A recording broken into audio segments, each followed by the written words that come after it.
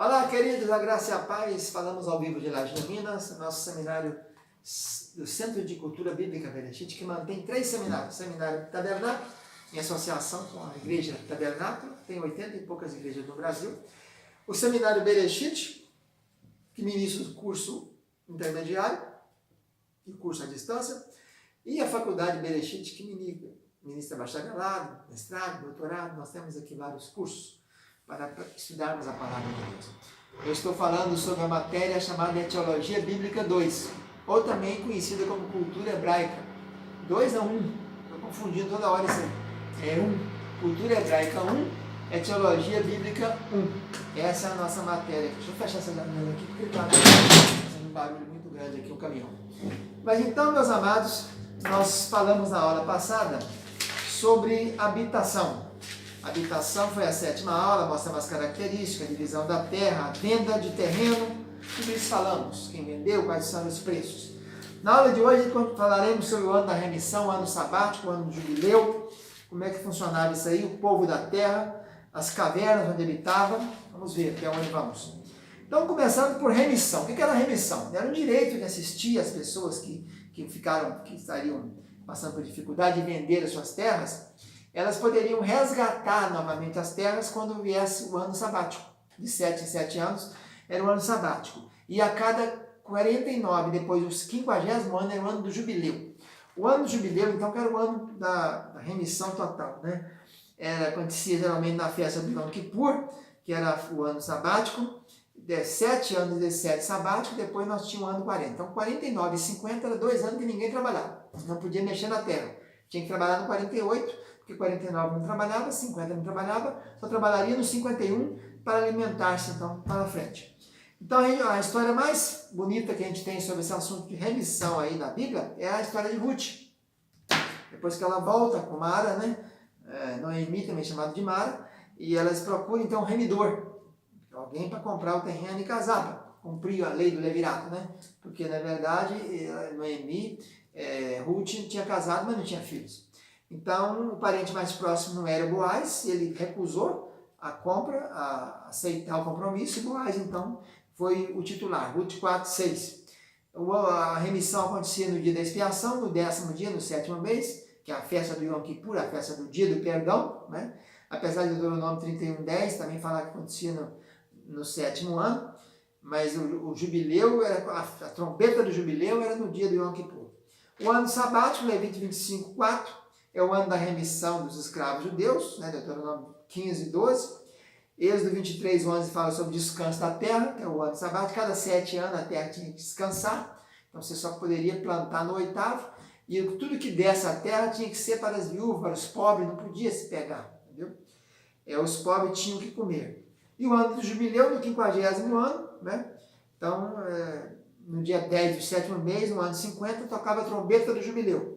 Era um dia de santificação, tinha que apregoar a liberdade, todo mundo, os escravos poderiam tornar-se livres, cada um voltava para sua possessão, cada um voltava para sua família, se tivesse alguém fora por causa de assassinato, na cidade de refúgio, alguma coisa assim.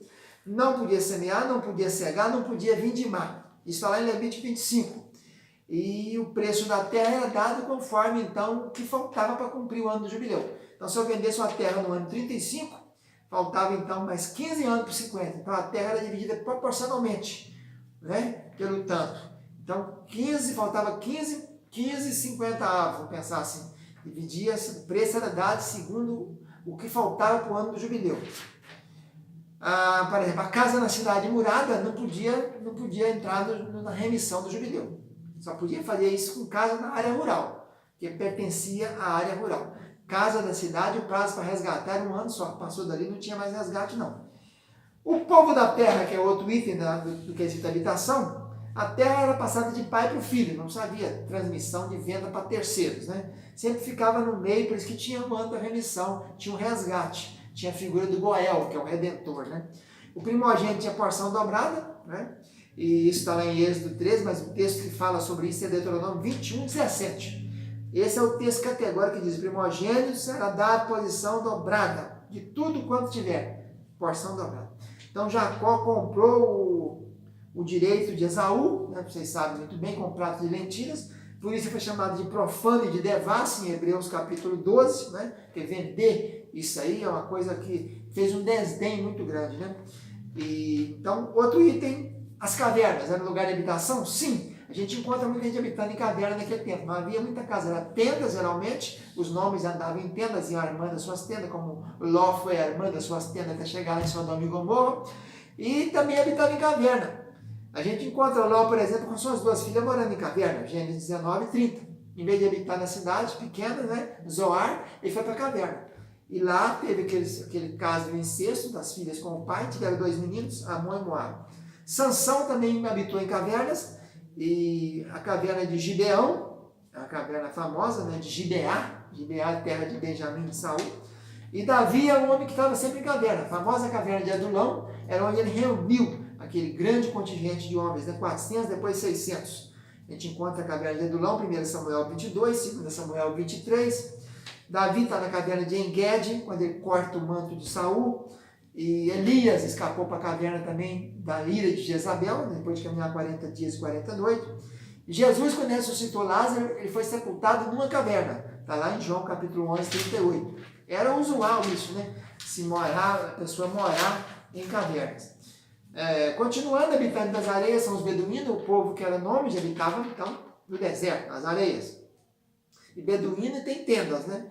Então nós vamos falar logo sobre isso. Então o povo era peregrino na terra, né? Por isso ele não tinha morada fixa, ele era nômade, ele ia mudando conforme ia o pasto dos animais, etc. E vamos então entrar agora falando um pouco de tenda. Tenda era aquela cabana, né? Feita de pele de animais, né? Geralmente a maior tenda mais famosa que tem é a tenda do tabernáculo. Essa que é a mais famosa, né?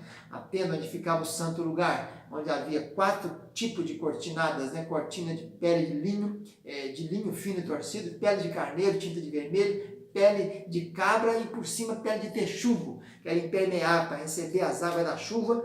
Então não tinha como molhar a arca, nem o propiciatório. A maior famosa tenda era essa.